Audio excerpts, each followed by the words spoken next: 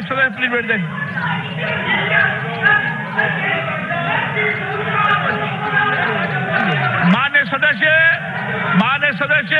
माननीय सदस्य, एक मिनट गृह मंत्री जी, एक मिनट। माननीय सदस्यगण, प्लीज एक मिनट। माननीय सदस्य, इतना जोश मत खाया करो सदन में। मैंने परमिशन दिए आलूवालिया जी को। और सुनो, हाँ, एक कानून बताऊं मैं आपको।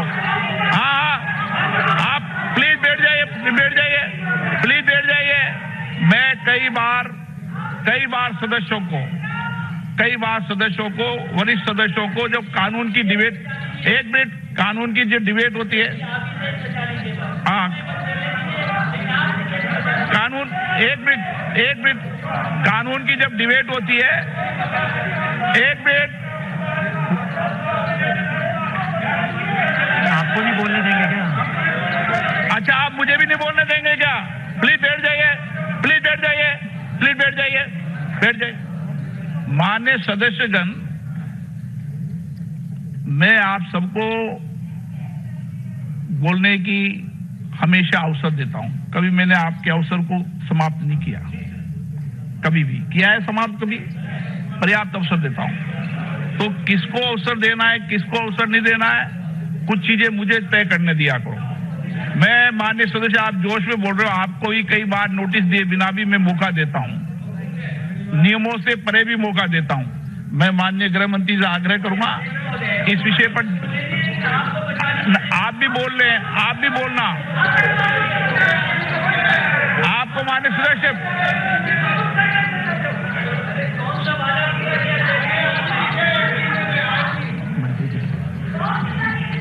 माननीय अध्यक्ष जी, जब मैं ये बिल पुरस्तापित करने के लिए खड़ा हुआ, सदन के बहुत सारे लोगों ने नियम 72(1) का उल्लेख करते हुए सदन की कॉम्पिटेंसी के बारे में सवाल उठाए। कॉम्पिटेंसी इस दृष्टि से, ये बिल संविधान के कई आर्टिकल की मूल भावनाओं को आहत करता है, इसलिए इस बिल पर सदन चर्चा न करे, इस बिल को पुरस्तापित न किया जाए।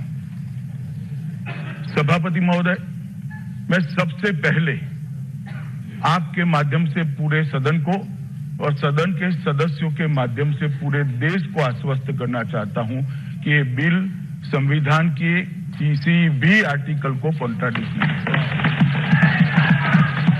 अब सुनेंगे तो सुने ना। सभापति महोदय, ठीक नहीं है।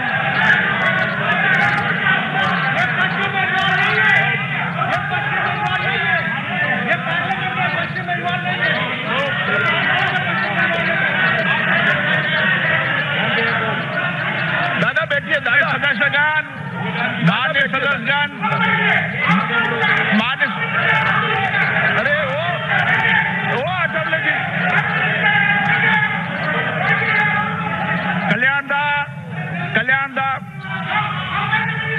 कल्याण दा चलो।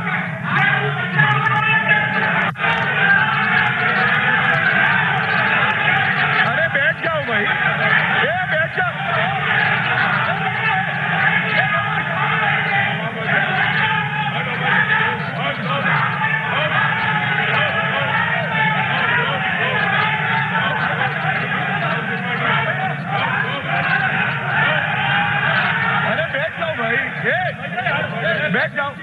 बैठ जाओ।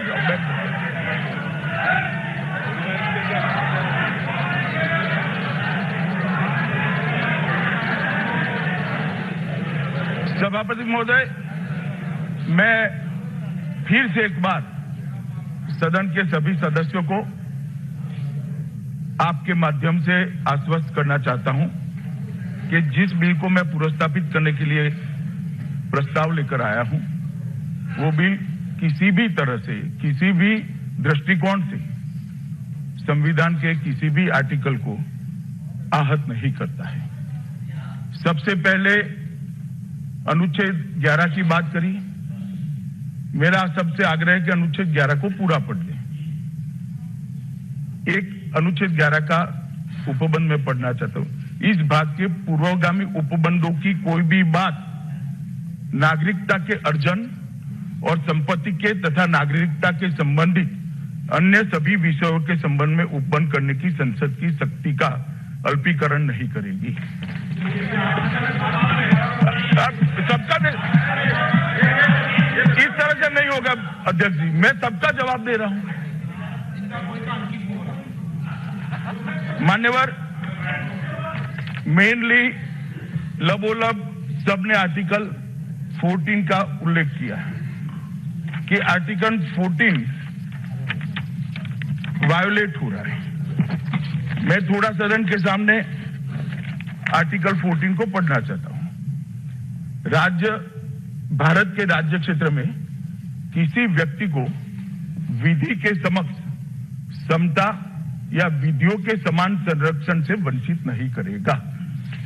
ये है आर्टिकल 14। अब मान्यवर, जो मैं बिल लेकर आया, इसमें उन कुछ सदस्यों को लगता है कि समानता का अधिकार इससे आहत होता है, परंतु मैं सबके सामने मेरी एक बात रखना चाहता हूं कि आर्टिकल 14 रीजनेबल क्लासिफिकेशन के आधार पर कानून बनाने से रोक नहीं सकता। एकदम जवाब मत दीजिएगा, मुझे ध्यान से सुनिएगा। ऐसा नहीं है मान्यवर कि पहली बार नागरिकता के लिए कोई सरकार निर्णय कर रही है। 1971 में श्रीमती इंदिरा गांधी ने एक निर्णय किया कि बांग्लादेश से जितने भी लोग आए हैं सारे लोगों को नागरिकता दी जाएगी। अब मुझे एक बात बताइए, तो फिर पाकिस्तान से आए हुए क्यों नहीं लिए? आप बैठिए। माननीय अध्यक्ष जी, ये ठीक नहीं है। मैं बताता हूं ना।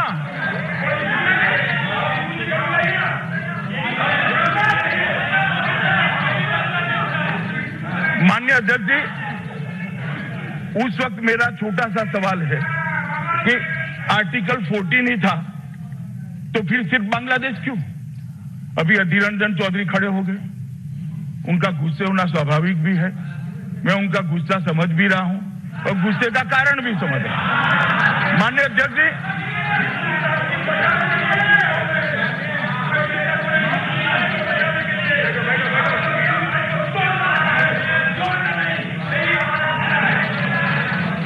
माननीय अध्यक्ष जी, ये कह रहे हैं कि ये तो बांग्लादेश से आए हुए लोगों को, तो ये भी बांग्लादेश से आए हुए लोगों के लिए भी है।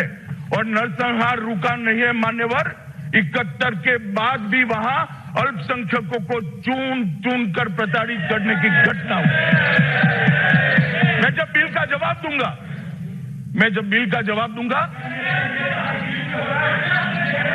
बिल पर ही कर रहा हूं मैं, आर्टिकल 14 पर ही बोल रहा हूं मैं। नहीं, आपने भी भाषण दिया था, आपने भी भाषण दिया था मान्यवर।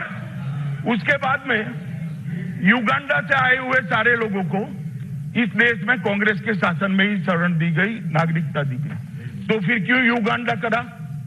इंग्लैंड से आए हुए लोगों को क्यों नहीं करा? सब करने चाहिए थे, क्योंकि एक विशिष्ट रीजनेबल क्लासिफिकेशन के ग्राउंड पर युगांडा वालों को दिया गया था। दंडकारण्य का कानून लेकर आए, तब भी सबको नागरिकता दी। सिर्फ क्यों उस वक्त भी बांग्लादेश करा 59 में? क्योंकि रीजनेबल क्लासिफिकेशन के आधार पर किया था। मान्यवर, श्रीमान राजीव गांधी जी ने आसाम एकॉर्ड करा, फिर से 71 तक के सभी लोगों को स्वीकार कर लिया। क्यों 71 के बाद के नहीं करे? क्योंकि एक कट ऑफ डेट नक्की हुई तो आर्टिकल 14 वहां अप्लाई नहीं होता था। आर्टिकल 14 वहां पर पूरी दुनिया से आए हुए ले लो भाई 71 से। और मान्यवर, ऐसे समानता के अधिकार के कानून दुनिया भर के संविधान के अंदर है। मैं ढेरों संविधान को कोट कर सकता हूं। एक नागरिक यहां से वहां जाकर सिटीजनशिप ले ले, वो ग्रीन कार्ड देते हैं। किसके आधार पर देते हैं मान्यवर? जो ज्यादा निवेश करेगा, जो रिसर्च एंड डेवलपमेंट में कंट्रीब्यूट करेगा, इसको देते हैं। क्या समानता विकसित होती है क्या? नहीं होती है मान्यवर, एक रीजनेबल क्लासिफिकेशन के आधार पर होता है। और कई सारे कानून, इसको छोड़ दीजिए, मैं अभी बोलूंगा तो आपको अच्छा नहीं लगेगा, मगर समानता का आर्टिकल 14 का अगर आप जो मेरे विपक्ष के सदस्य मित्र करते हैं, ऐसा इंटरप्रिटेशन अगर समानता के कानून का करना है तो अल्पसंख्यकों के लिए विशेष अधिकार कैसे होंगे मान्यवर, बताइए मुझे। समानता का कानून अप्लाई वहां क्यों नहीं होता है? उनके एजुकेशन, माइनॉरिटी एजुकेशन इंस्टीट्यूशन को जो अधिकार मिला है वो एक सेकंड वो आर्टिकल 14 वायोलेट करता है क्या? वो एक रीजनेबल, दादा बैठ जाइए दादा बैठ, अब मुझे सुनना पड़ेगा आपको। मैं एक एक चीज का जवाब देता हूं, बैठ जाइए। Please sit down.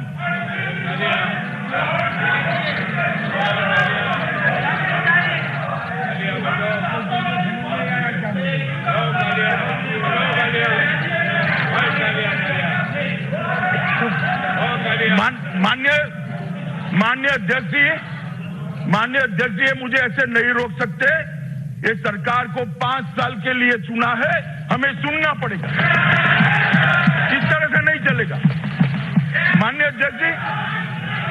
अध्यक्ष जी, अब यहां पर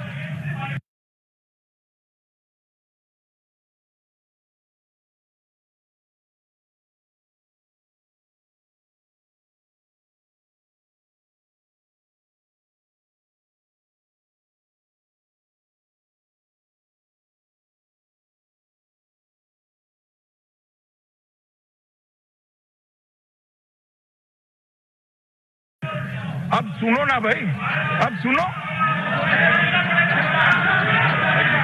माननीय अध्यक्ष जी,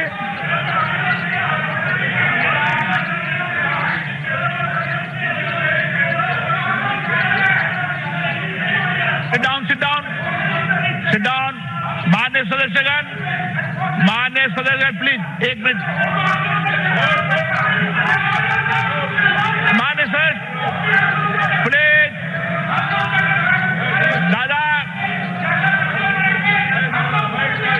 कल्याण जी, मान्य सदस्य अरे मत जवाब भाई, आप शांत हो भाई, बिगाड़ना है आपको भी बिगाड़ना है। मान्य सदस्य,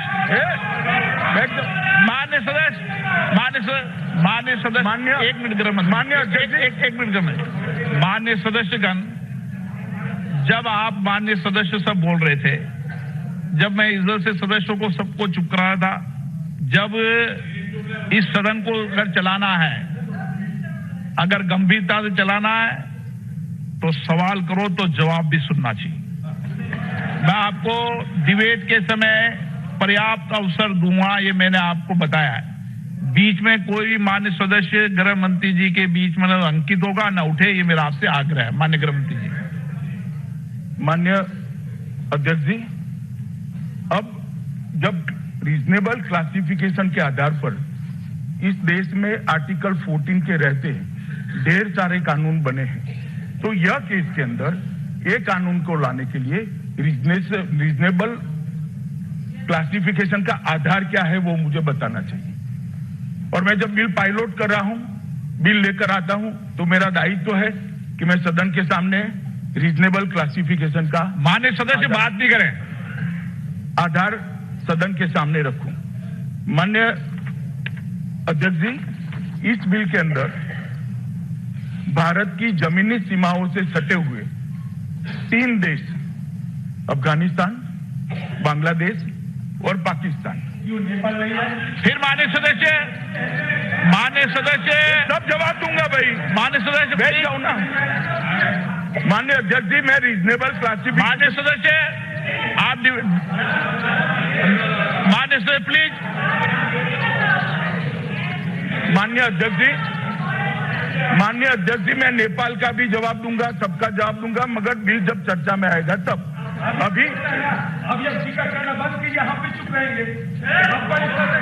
माननीय सदस्य कैसे चल रहा है प्लीज। मान्य सदस्य आप मत करो, मैं सदन के नेता माननीय से अध्यक्ष आग्रह जी, करूंगा अपनी गरिमा मैं को बना जब रखे, आप reasonable- मुद्दे पर न उठे, अच्छा नहीं लगता। नहीं, मैं मौका देता हूं।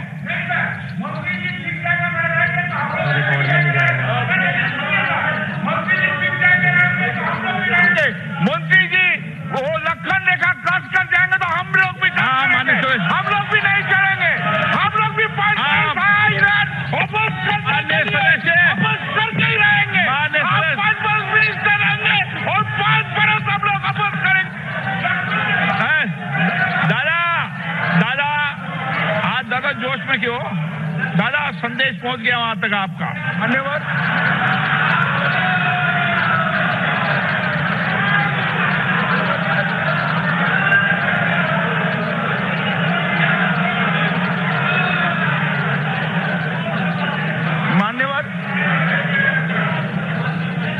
मान्यवर में रीजनेबल क्लासिफिकेशन के ग्राउंड पर था। मान्यवर, रीजनेबल क्लासिफिकेशन का ग्राउंड क्या है?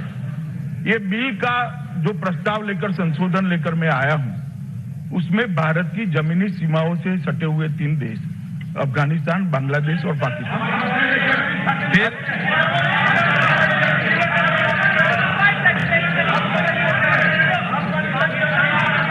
माननीय सबका अपना अपना मान्यवर इनको सभी सदस्य कह रहे हैं भारत की 106 किलोमीटर जमीनी सीमा अफगानिस्तान से सटी हुई है। क्या आप, मैं रिकॉर्ड पर कह रहा हूं, उकसाने से कुछ नहीं होगा, रिकॉर्ड की बात है। मैं भूगोल को जानता हूं इस देश की, मैं इस देश की भूगोल को जानता हूं, मैं यही कहूं। आए अभिनंदन जी। मान्यवर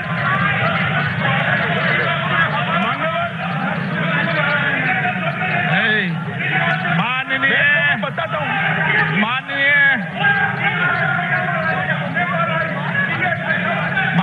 बैठ जाओ। कैसे बैठ जाए? आज मान्यवर, ठीक है, बैठ कैसे जाए? मान्यवर,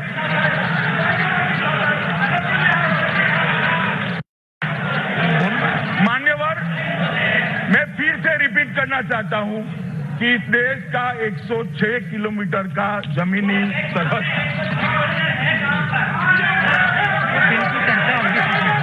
हाँ बिल्कुल मान्य दादा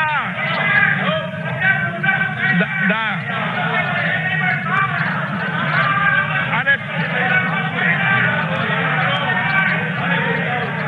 मान्यवर, शायद ये लोग पाक ऑक्यूपाई कश्मीर को भारत का हिस्सा नहीं मानते हैं। मैं क्या कहूं?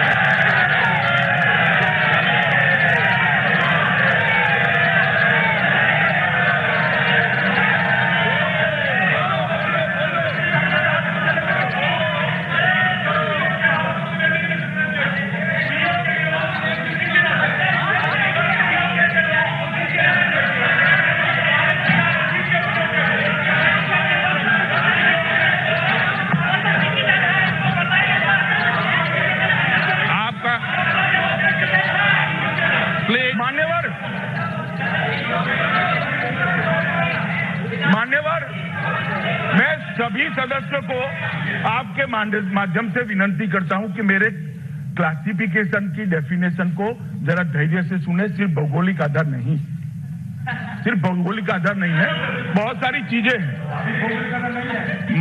ना। अरे वो भी एक है। मान्यवर, अब ये जो 3 देश है, अफगानिस्तान, बांग्लादेश और पाकिस्तान, ये तीनों देश के संविधान को हमने बारीकी से देखना पड़ेगा अगर इस बिल के तत्वों को समझना है। अखिलेश जी जल्दी समझ में नहीं आएगा।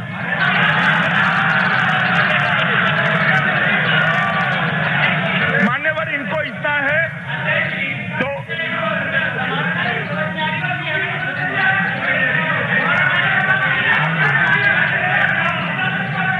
रमेश जी, मान्यवर, अफगानिस्तान का संविधान, इस्लामिक रिपब्लिक ऑफ अफगानिस्तान का संविधान उसका अनुच्छेद 2 पवित्र धर्म इस्लाम रिपब्लिक ऑफ अफगानिस्तान का धर्म है, मतलब स्टेट का एक धर्म है। Pakistan, Islamic Republic of Pakistan, इसके अनुच्छेद 2 को देखिए, इसमें प्रावधान है पाकिस्तान राज्य का धर्म इस्लाम होगा। बांग्लादेश के अनुच्छेद 2 क में रिपब्लिक राज्य बांग्लादेश का धर्म इस्लाम है। मैं इसलिए ये तीनों पड़ोसी देश के धर्मों का जिक्र कर रहा हूं मान्यवर, क्योंकि ये जो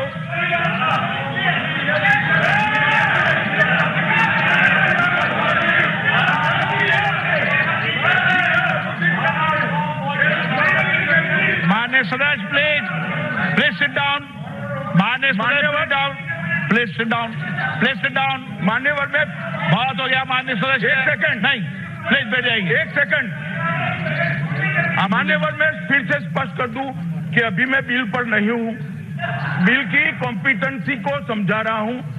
अब जब आप आपके वक्तव्य के अंदर दयानिधि मारन जी लंका का पूछेंगे, जरूर जवाब दूंगा, मगर मैं अभी बिल की वैधानिक कॉम्पिटेंसी के बारे में कह रहा हूं। ये नहीं है, वो नहीं है, चीन जो दुनिया के जो देश का पूछना है वो पूछ लीजिएगा, मैं सबके जवाब दूंगा। मान्यवर, अब आप तो बैठ जाइए सब। मान्यवर, ये तीनों जो देश है, ये तीनों देश के संविधान के अंदर वो राज्य का धर्म का जिक्र है। अब पार्टीशन के वक्त शरणार्थियों का यहां से वहां जाना, वहां से यहां आना हुआ। उस वक्त नेहरू लियाकत समझौता हुआ 1950 में, मैं इस पर डिटेल में बताऊंगा, मगर नेहरू लियाकत समझौते के अंदर उस वक्त दोनों पाकिस्तान थे, पूर्व पश्चिम और भारत, उसके बीच में एक समझौता हुआ। इसमें दोनों देशों ने अपने यहां माइनॉरिटी के संरक्षण की व्यवस्था का गारंटी दिया। दुर्भाग्य से यहां पर इसकी अनुपालना ढंग से हुई और ये तीनों राज्यों के अंदर माइनॉरिटी पर, मैं जब बिल पर आऊंगा तब बताऊंगा मान्यवर, इतने अत्याचार हुए, इतने अत्याचार, और वो अत्याचार के मारे धार्मिक प्रताड़ना के कारण हिंदू, मुस्लिम, सिख, जैन, पारसी और क्रिश्चियन, हिंदू, मुस्लिम, मानिए आपको भी आप एक मिनट मेरे शब्द को मत पकड़े दानिश अली। क्या आप कहना चाहते हैं पाकिस्तान में मुसलमान पर अत्याचार होगा? बांग्लादेश में मुसलमान पर अत्याचार होगा? कभी नहीं हो सकता। मान्यवर, हिंदू, मैं फिर से रिपीट कर देता हूं मान्यवर। एक मिनट माननीय सदस्य, एक मिनट में अधीर मत होइए, अधीर रंजन जी, बैठिए जरा। हाँ, बोल रहे हैं आप। एक भाषण का समय आएगा। एक मिनट मान्यवर, ये सारी चीजों का मैं जवाब दूंगा। माननीय प्लीज मान्यवर, ये तीनों राष्ट्रों के अंदर हिंदू, बुद्ध, सिख, जैन, पारसी और क्रिश्चियन, ये 6 मत के धर्म के पालन करने वालों के साथ धार्मिक प्रताड़ना हुई। ये बिल जो मैं लेकर आया हूं, बैठ जाइए प्लीज, बैठ जाइए मान्यवर, जो बिल लेकर मैं आया हूं, वो पॉजिटिव डायरेक्शन के आधार पर धार्मिक रूप से प्रताड़ित अल्पसंख्यकों को शरण में लेने का बिल है, उनको नागरिकता देने का। मान्यवर, यहां कहा कि मुस्लिमों के अधिकार ले लिए, इस बिल ने किसी मुस्लिम के अधिकार नहीं। हमारे एक्ट के मुताबिक कोई भी एप्लीकेशन कर सकता है, ढेर सारे लोगों को नागरिकता दी भी है, और ढेर सारे लोगों को भविष्य में भी मिलेगी। नियमों के अनुसार एप्लीकेशन करेंगे, ये सबको मिलेगा। एक मिनट तुम बैठ जाइए। हाँ प्लीज माननीय, इनका जवाब मत दीजिए आप। मान्यवर, अब ये इतना बोल रहे हैं, मैं कह दूं ये बिल की जरूरत क्यों पड़ी है। जब देश का आजादी मिला तब धर्म के आधार पर विभाजन अगर कांग्रेस पार्टी न करती तो ये बिल की जरूरत न पड़ती। किसने किया धर्म के आधार पर विभाजन? किसने किया धर्म के आधार पर विभाजन?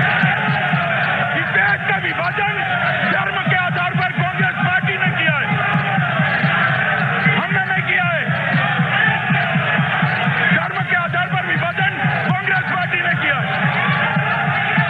मान्यवर, उनको सुनना पड़ेगा, ये इतिहास है, इसको सुनना पड़ेगा। मान्यवर, इस देश का विभाजन, माननीय आपका अंकित हो रहा है। माननीय गृह मंत्री जी, आपका अंकित हो रहा नहीं हो रहा उनका।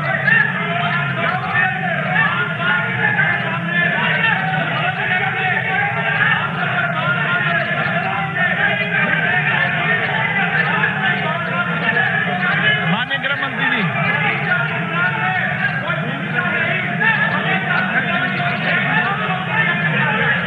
सुनना पड़ेगा सब उनको।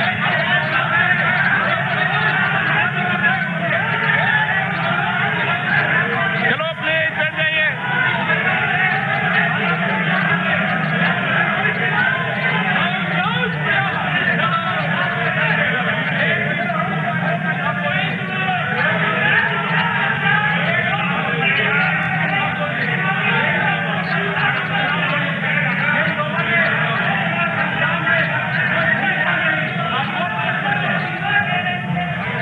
बैठ जाओ प्लीज। माननीय सभापति महोदय, ये तीनों राष्ट्रों के अंदर जो धार्मिक प्रताड़ना के आधार पर 6 धर्म समुदाय जिसका मैंने नाम कहा, वो लोग भारत में आए हैं, उन लोगों को भारतीय नागरिकता देने के लिए प्रस्ताव है। This is reasonable ground for classification, और ये रीजनेबल ग्राउंड ऑफ क्लासिफिकेशन के आधार पर आर्टिकल 14 को ये बिल आहत नहीं करता है। मान्यवर, मैं फिर से एक बार कहता हूं कि ये 3 राष्ट्रों से भी अगर कोई मुस्लिम सज्जन हमारे कानून के आधार पर एप्लीकेशन करता है तो ये देश खुले मन से इस पर विचार करेगा, परंतु उन लोगों को ये जो प्रावधान होने जा रहा है इसका फायदा इसलिए नहीं मिल सकता मान्यवर, क्योंकि उनके साथ धार्मिक प्रताड़ना नहीं हुई है। ये निश्चित क्लासिफिकेशन के आधार पर बिल लेकर आया हूं मान्यवर।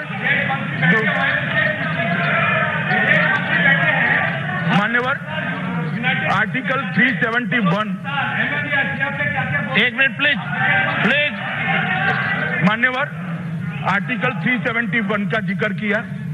मैं आपको कहना चाहता हूं कि आर्टिकल 371 के किसी भी प्रोविजन को ये बिल वायोलेट नहीं करेगा, इसको आहत नहीं करेगा, वो जस के तस वहां रहेगा। मान्यवर, मैं आपको इतना ही कहना चाहता हूं कि जितने भी आर्टिकल कोट किए गए हैं वो सभी आर्टिकलों का ध्यान रखते हुए ही ये बिल को ड्राफ्ट किया गया है, और मैं मानता हूं कि सदन की कॉम्पिटेंसी के परव्यू के अंदर ही ये बिल आता है, इसलिए इस पर चर्चा की अनुमति दी जाए। प्रश्न ये कि विधेयक को पुनर्स्थापित करने की अनुमति प्रदान की जाए। जो सदस्य के पक्ष में हाँ गए, जो सदस्य के विरोध में हाँ डिवीजन।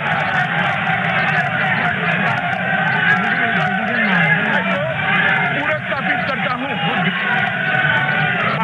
लॉबी खाली की जाए। लॉबी खाली की जाए।